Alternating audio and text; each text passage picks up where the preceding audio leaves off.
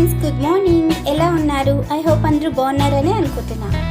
ఈరోజు ఒక మంచి రెసిపీతో మీ ముందుకు వస్తున్నాను. ఇది వచ్చేసి ఇప్పుడే మా కుండీలోని పెరిగిందండి. ఇది వామ్ ఆకు.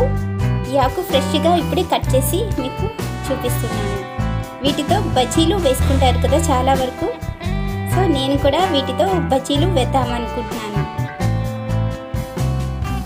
Next onions, green chillies, ginger and వాము, ఈ మూడు వీటన్నిటిని చిన్న చిన్న పీసెస్గా కట్ చేసుకొని మిక్సీలో గ్రైండ్ చేసుకుందాం. ఓకేనా? చూడండి, ఇప్పుడు వీటిని మిక్సీలో ఫైన్ పేస్ట్ చేసి పెట్టుకుందాం.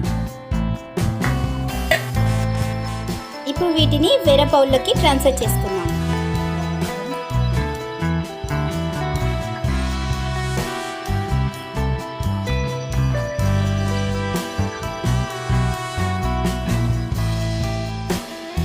చూడండి, 4 స్పూన్స్ చైనా పౌడర్ వేసుకున్నాము. ఇప్పుడు రైస్ ఫ్లోర్ వేసుకున్నాం. బజ్జీలు కొంచెం క్రంచీనెస్ రావాలి అంటే కొద్దిగా రైస్ ఫ్లోర్ కూడా యాడ్ చేసుకుందాం.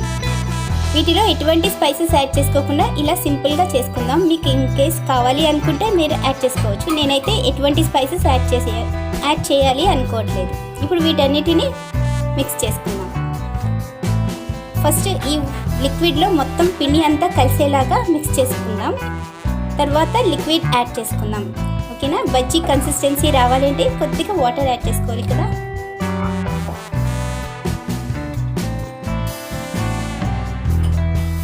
చూడండి, వీటిలో అస్సలు వాటర్ యాడ్ చేసుకోలేదు కదా. సో ఇప్పుడు బజ్జీలకి లిక్విడ్ కన్సిస్టెన్సీ కావాలి కాబట్టి వాటికి తగినట్టుగా మీరు వాటర్ యాడ్ చేసుకోండి. ఓకేనా?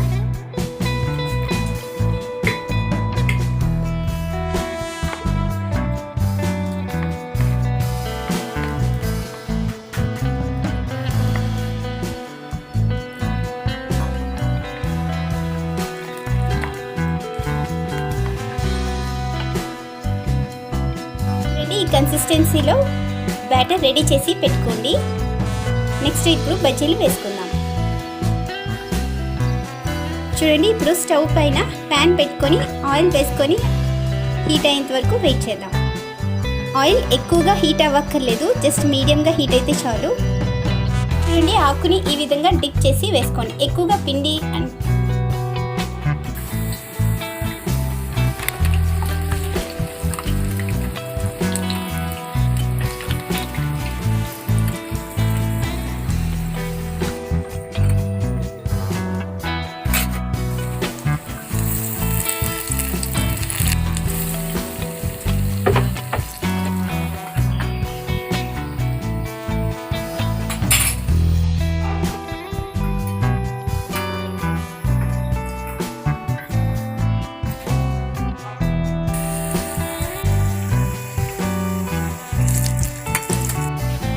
చూడండి, ఈ విధంగా మీ ఇంటికి సడన్గా గెస్ట్ ఎవరైనా వచ్చారనుకోండి, ఈ విధంగా బజ్జీలు వేడివేడిగా చేసి పెట్టండి. చాలా ఇష్టంగా తింటారు.